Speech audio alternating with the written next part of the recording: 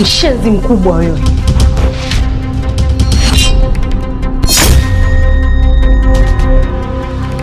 Wewe.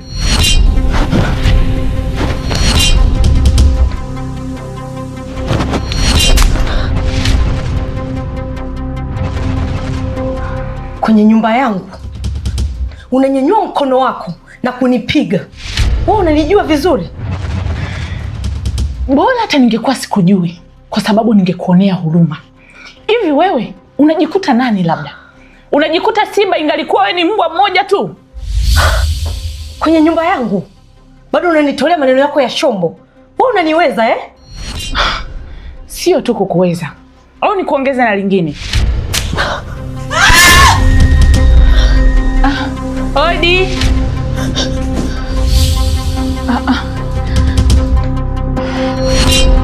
Karibu Janeti. Asante. Samani Kindege, nimeambia mtoto bado hajatoka, kwa nimekuja kumpitia. Pia Mr. Beni kaniambia kuna maagizo alikuwa amekuachia. Ndio umekuja kumpitia supu eh? Ndio. Basi sawa. Na kuhusu hayo maagizo ni kweli, Beni kaniachia. Acha nimwite supu kwanza. Sawa. Supu! Supu! Njoo nayo madaftari yako yote.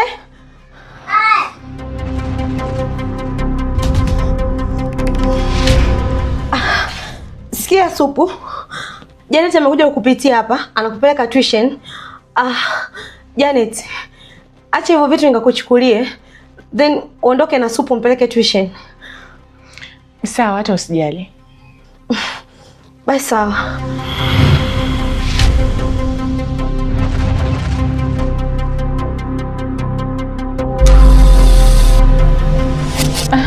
Baby Supu, jambo? Jambo, shikamoo. Marhaba. Yaani nina furaha hatari. Hivi ulikuwa unamuona? Nakwambia mashavu yamemjaa. Kavimba, nakwambia wivu umemjaa. Na kingine sasa, yaani nilikuwa nacheka. Kila kimbeba ndio mwanamke wake anamdondosha. Akimbeba anamdondosha, lakini macho yote yapo kwangu. Na kingine sasa ambacho nimekigundua, kumbe ananipenda, alafu akiwa na mimi anajifanya anipende. Mimi sikupendi, sikutaki, ondoka nyumbani kwangu. Anajiongelesha, kumbe ananipenda afa anavunga. Nimecheka sana leo jamani. Farida, mimi nilikwambia kabisa kwamba mwanaume wako yule anakupenda. Na mimi ndio leo nimejihakikishia kwa asilimia zote. Yaani anafanya tu visa hapo, anajizima data, anajifanya kama akili yake iko sawa, lakini yote kwa yote anakupenda. Yaani huenda akawa anakupenda kuliko hata yule mshangenge ambaye anakaa naye bwana.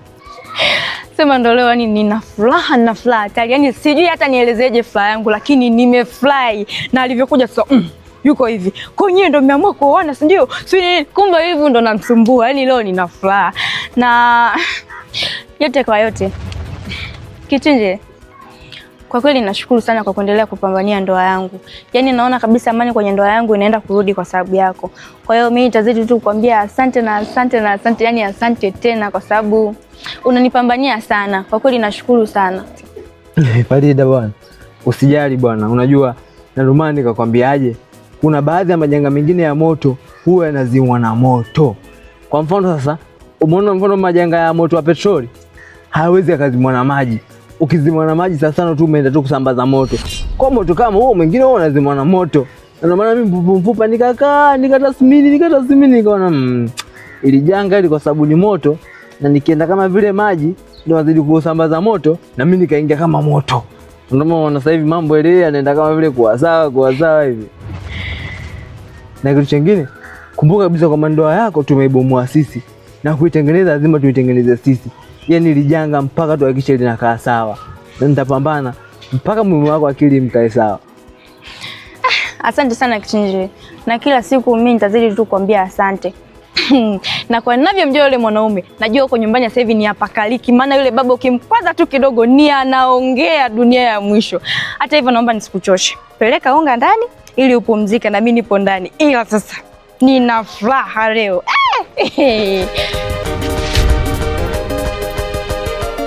Sebiga. Hi Sebiga.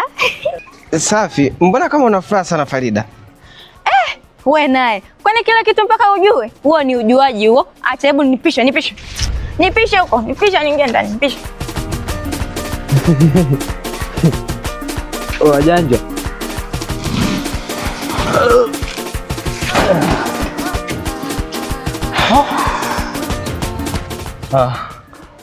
Sasa Janja, unga hapo ndio wanasema muda wote nalalamika sio unga. Chuma hiyo hapo nishaileta. Ila tu cha kuzingatia hapo ni kwamba uchukue sasa hivi utie kwenye ndoo. Usiwache umumu usio kavunda mambo akawa mengi. Wewe unajua kabisa maisha yetu ni unga mwana. Kwa cha kufanya uchukue, utunze na kitu kingine sasa kwenye matumizi tutumie taratibu usio kai kuisha huko. Basi sawa kaka, ngoja niuingize ndani sasa hivi tu. Baridi basi uingize ndani hapo.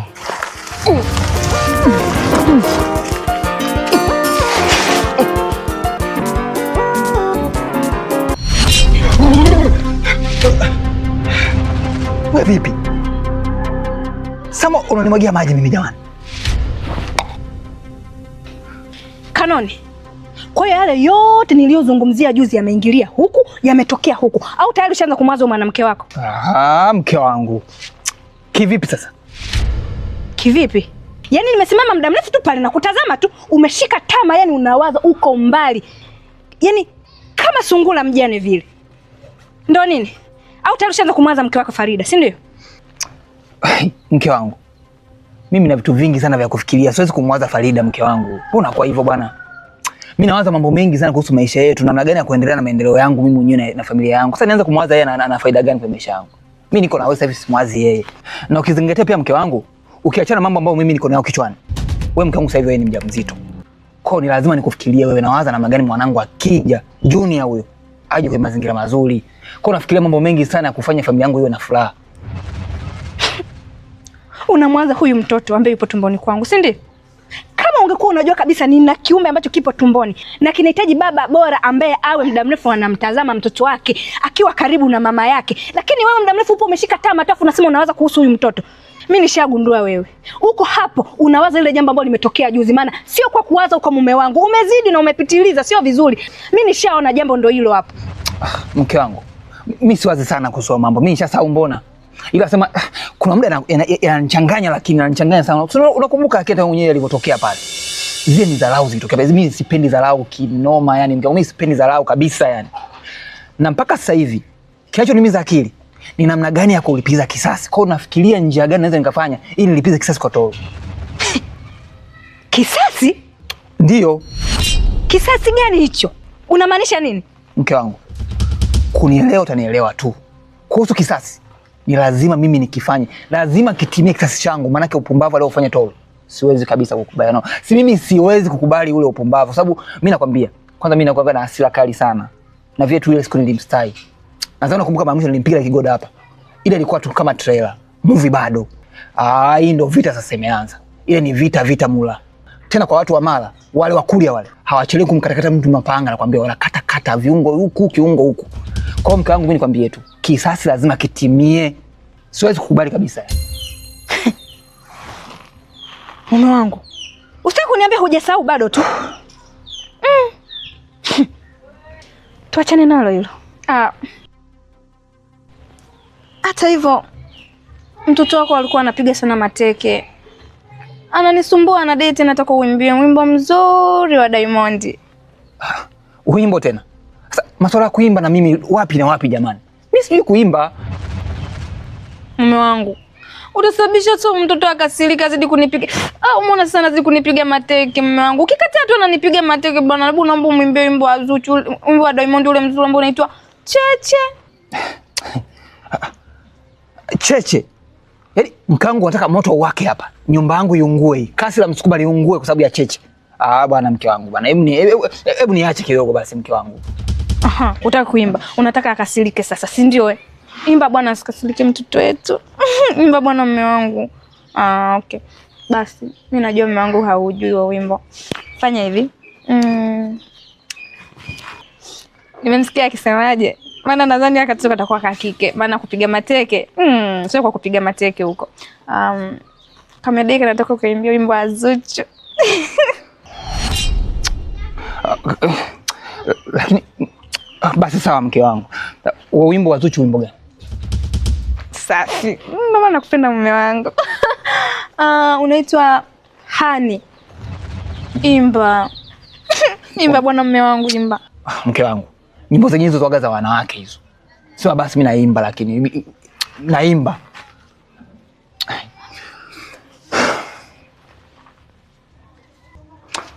Na mpenzi wangu Hani, simoni tafulani, namuita Hani haonekani. Hani, Hani, Hani, Hani. Mume wangu, unajua kuimba vizuri wewe. Nimefurahi sana. Sema sasa, imba kwa sauti kubwa ili mtoto azidi kufurahia. Mke wangu, sipendi mambo yako bwana. Kama ni masuala ya kuimba mimi sitaki tena. Mimi nishaimba, nimemaliza hivyo. Kwa hiyo kama mtoto wako anataka niendelee kuimba, utamwimbia wewe. Masuala kuimba mimi sitaki bwana. Nyimbo zenyewe za kike hizo ndio nataka niimbe mambo ya wanawake mimi. Zuchu mambo gani bwana? Kwenda huko bwana. Wewe muimbie mwenyewe bwana. Usinichanganye bwana. Vipi wewe? Kanani? Wewe Kanani?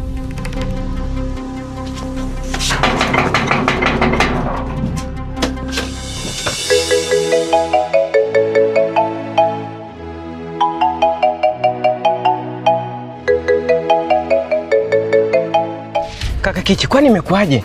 Mbona Frida kaja na furaha sana? Shida nini? Wasabiga, ninavyokwambia huko tulikotoka huko ni noma mshikaji wangu. Unajua wakati sasa tumetoka kwa sasa kule market kule kuchukua madambu na kila kitu. Ndio? Sasa wakati sasa tunarudi tupo barabarani. Mungu sasa Sumani sasa nikakutana na mume wake Farida pamoja na ule mke wake sio wala wake mwanangu.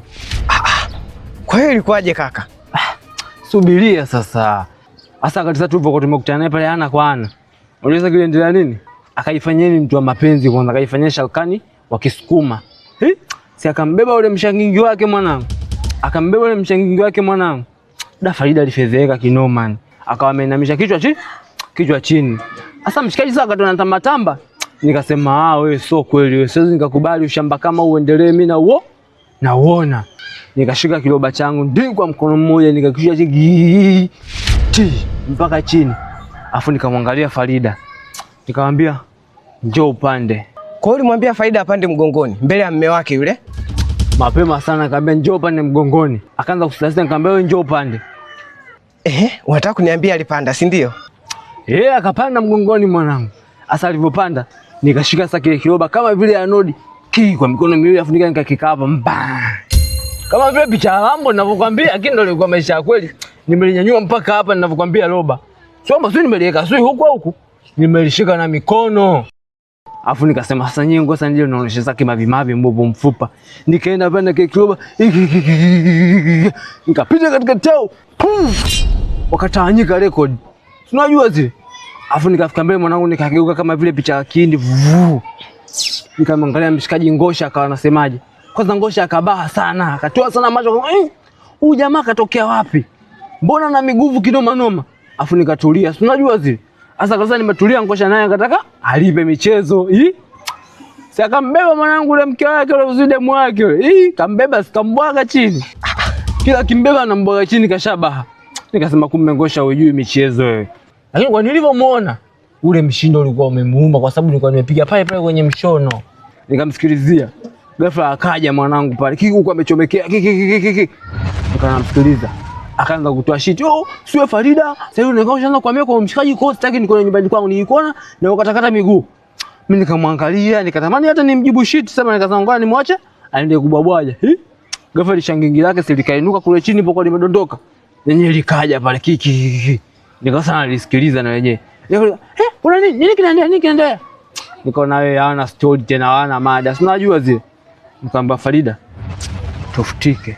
Nikachukua kwanza kile kiroba tena kwa mbwembwe, nikakishika nikakitia begani afu nikasema sasa tundoke sasa.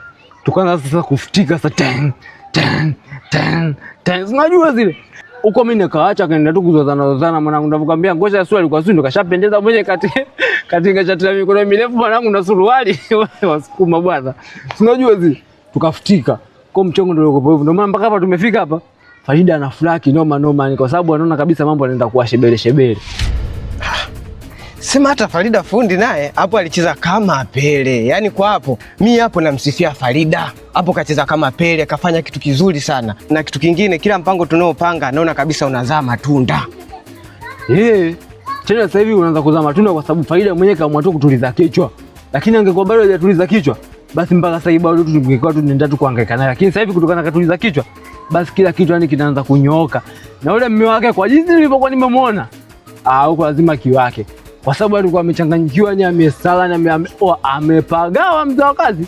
Sema Mungu dereva, Mungu na wauni, Mungu na sisi. Tunajua zile. Sawa kaka.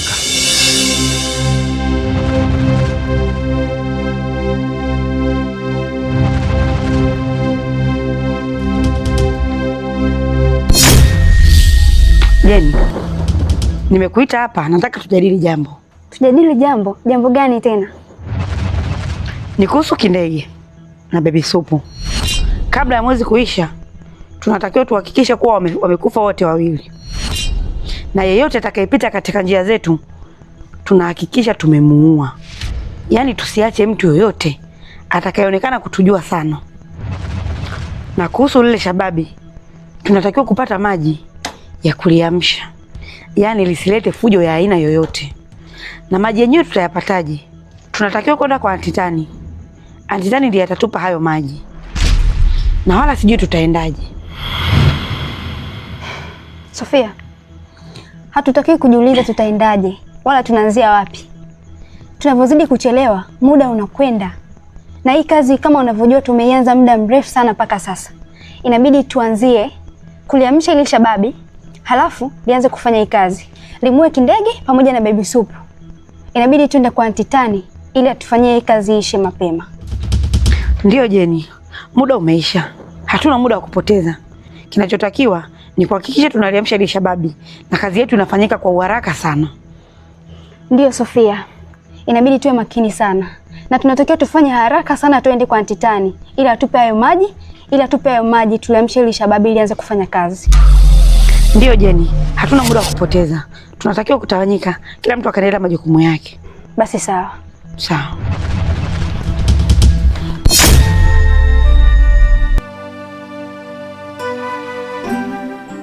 Abeda Kindege, nakusikiliza. Happy, leo nimekuita hapa nina mazungumzo mafupi na wewe. Mazungumzo? Mazungumzo gani ya dada Kindege? Ndio, ni mazungumzo. Karibu ukae. Yaani unamaanisha nikae? Yaani mimi na wewe tukae wote?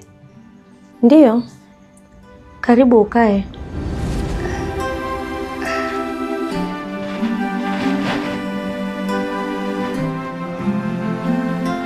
Epi, hivi humu ndani bosi wako ni nani? Bosi wangu ni wewe dada Kindege. Oh, wow. Nafurahi kwa kuwa nalijua hilo. Sasa basi, mi na wewe nina mazungumzo mafupi kidogo. Mazungumzo? Mazungumzo gani ya dada Kindege? Nadhani unafahamu kuwa kesho ni Jumatatu. Na ndio siku ambayo Supu anatakiwa kwenda shuleni. Ndio nafahamu dada Kindege. Na kama unataka kuzungumzia kuhusu masuala ya nguo zake, kila kitu nishaandaa, kiko tayari. Yaani tatizo lako unapenda kukaa mbele ya muda. Nimezungumzia masuala ya nguo za shule mimi hapa. Yaani wezaje tu kukaa kimya ukasikiliza nataka kuzungumza nini? Lazima utie neno lako. Nisamehe dada Kindege. Naomba unisikilize. Kuanzia kesho humu ndani ratiba itabadilika. Ratiba? Ratiba gani dada Kindege? Nikiwa na maana ya kwamba kuanzia kesho kama kutakuwa hakuna ulazima wa kuacha chakula humu ndani, basi chakula hakitaachwa. Kivipi dada Kindege? Sijakuelewa. Nikiwa na maana ya kwamba kama Beni hata kuwepo humu ndani, basi hata chakula chochote hamna kitachobakizwa. Nikimaanisha kwamba hiyo tabia yako uliyokuwa nayo ya kumwachia huyo Supu chakula, kuanzia kesho hiyo tabia ife. Yaani kama hamna ulazima wowote, hakuna chakula cha kuachwa. Na ukiangalia huyo mtoto sio humu ndani. Kwa hiyo basi siwezi kuharibu chakula changu ndani kwa ajili ya mtoto mpita njia tu humu ndani. Hapo nahisi utakuwa umenielewa. Sawa, nimeokolewa dada Kindege. Basi vizuri, unaweza ukaendelea na majukumu yako.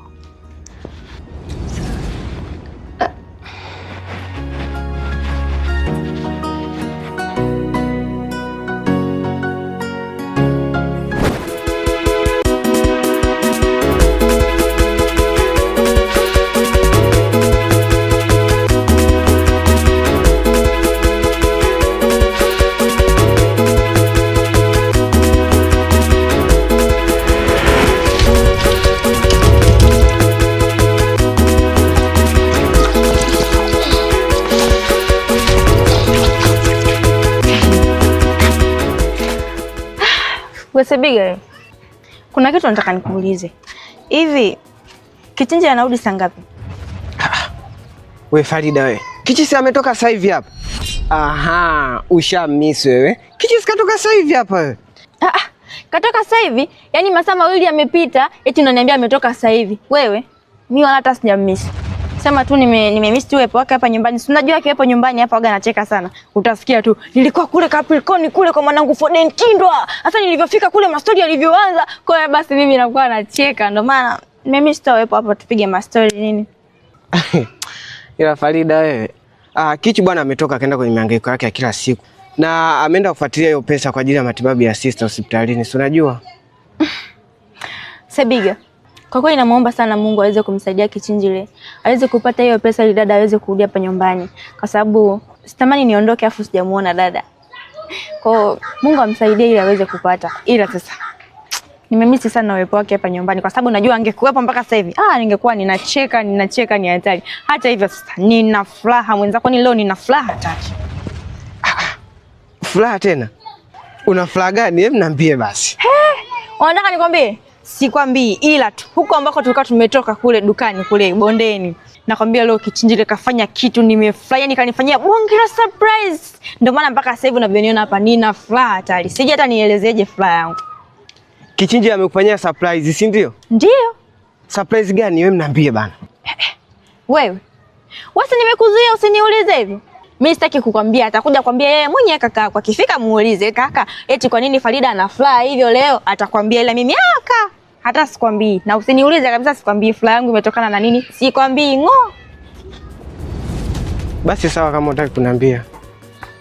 Sikwambii ndio, wewe jua tu hivyo hivyo nina furaha. Na kingine, huko ndani huko nimebandika maharage jikoni. Sasa hayo maharage nataka niapike fulani hivi, niachie na nazi, alafu niwekee na roiko kidogo. Na kwa pembeni sasa kati tunakula, kutakuwa na mboga za majani, hapa pembeni kutakuwa na nyama za kukaanga. Kwa sababu nimemwambia Kichinji akirudi tu, arudi na mchele nije niupike. Na wenyewe nataka niutie nazi. Najua leo ndani hamlali.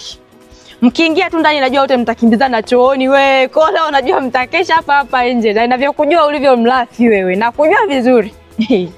Najua leo utaharisha usiku kucha.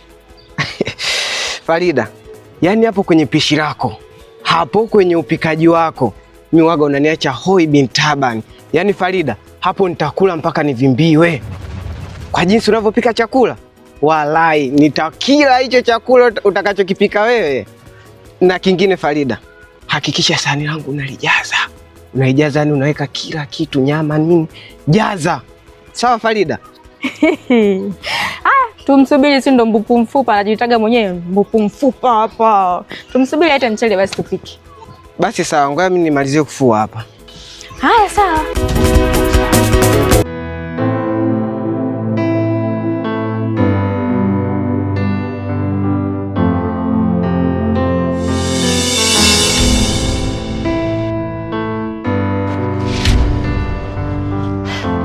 Naomba nisikize wewe takataka.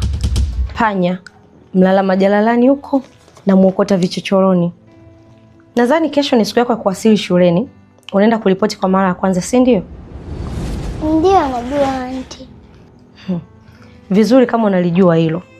Sasa naomba unisikilize.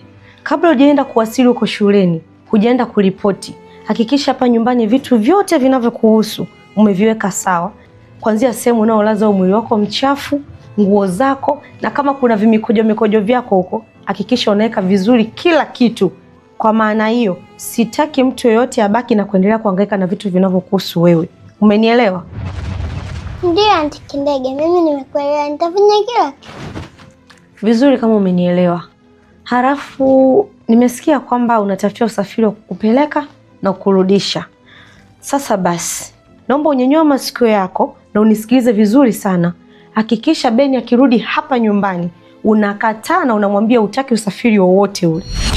Aunty Kindege, kwangu mimi itakuwa ngumu kwa sababu anayenilipia hatakubali. Wewe nisikilize wewe, ninachokwambia mimi ni amri. Kuhakikisha unafuata ninachokwambia, na sitaki uniwekee mgomo wowote ule. Mpaka hapo nahisi utakuwa umenielewa. Usipokataa, humu ndani utapona pamoto. Yaani nitachokufanya wewe, nimekuambia Beni akirudi hapa nyumbani mwambie hutaki usafiri wa aina yoyote ile. Sasa ole wako, usinyenyue mdomo wako na kumwambia. Aunty Kindege, mimi nilikuwa nakuomba kama ni hivyo basi umwambie wewe, kwa sababu mimi nikimwambia hawezi kunielewa. Kwa hiyo wewe, hayo ndo malezi uko unafundishwa kwa majalalani? Au unanifananisha mimi na uchafu uliokuwa unakaa nao huko? Nimekuambia mwambie Beni hutaki usafiri wowote ule. Sasa kama kwenye kichwa chako unajijengea kuwa mimi nitatoka hapa nitaenda kuongea na Beni, sahau. Na ole wako nilichokwambia usikifanye. Utanichukia humu ndani. Yaani utaniona mbaya. Si unaniona hivyo, unaniona mimi nina roho mbaya? Basi fanya ambacho nakijua wewe, usifanye nilichokuagiza, ndio utajua kwamba mimi nikoje. Mjinga wewe.